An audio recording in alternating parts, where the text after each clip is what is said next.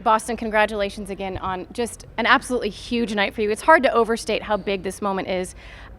They touched on it a little bit on the broadcast, but if you can't just go into a little bit of the journey that this last year has been for you. This last year been, one of the hardest journeys of my career, my lifetime. I suffered my last loss, last year. After that, a month later in September, my father was diagnosed with stage 4 cancer. So I just feel like my life was over with. I didn't focus on fighting, and I had my focus on a whole nother outlet. Focus on my family and my father getting better. And to be able to fight on this stage for Dana White, for UFC, on UFC Fight Pass is amazing. To see my dad, there, witness my victory and witness me getting that contract means everything. I want to say it's tears of joy for me. It's an emotional win for me, and I'm very excited. When you got the call, given everything that you were dealing with at the time, was there any part of you that thought, I just can't deal with this right now? At times, I felt that way, but at the end of the day, you got to pick yourself up off of your feet and off of the ground, and you got to keep going forward. When life throws you obstacles like that, for instance, with my father getting stage 4 cancer, you got to stay positive. It feels like the world's going to end, but you got to stay positive. And it's always been a dream for me and my father to be world champion one day. And I feel like we're taking the necessary steps to get there one day. And I got the contract, and I'm excited, and I'm privileged to be a part of an amazing company. You were pitted against a very skilled fighter, a frenetic fighter, a guy coming out of a great camp in Team Alpha Male. How much did you know about him coming into this fight? I didn't really know much about Ricky. I kind of looked at his record. He was 8-0. I try not to get involved with that social media so much. I seen a few things pop up on the internet saying that I was an underdog and Ricky was a tough fight, which motivated me.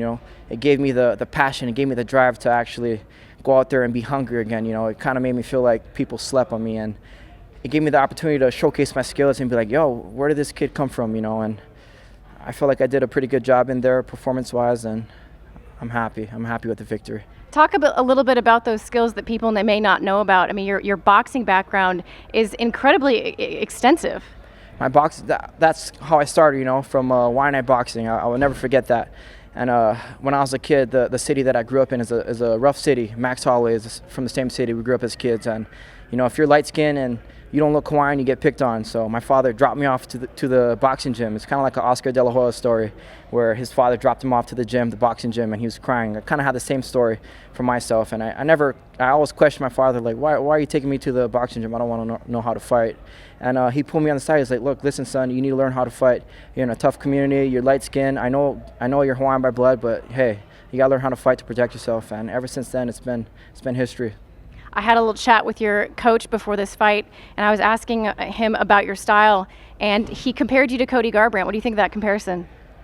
My style is Boston Boom Boom Salmon. I don't think I have a style like anyone else. You guys seen it in there in the cage. I'm sure he meant it as a compliment. Absolutely. Cody got good hands. I have good hands, and he's a good boxer. I'm a good boxer. I'm pretty sure the UFC is excited to have strikers like us in the organization that can put away fights and present good boxing in there.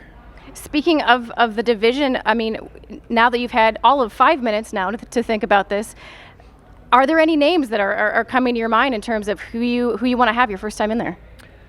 I'm not a picky person. Whoever they put at me, let's do it. Let's make it happen. I know they're gonna throw me a bunch of fights that will be exciting for my career, but this is mixed martial arts. I don't pick my fights. They send the fighters to my management. We decide then. They get to us with our camp, and we fight. We train. We fight. We prepare for victory. Thank you so much for taking a second. Can't wait to see what's next for you. Thank you so much.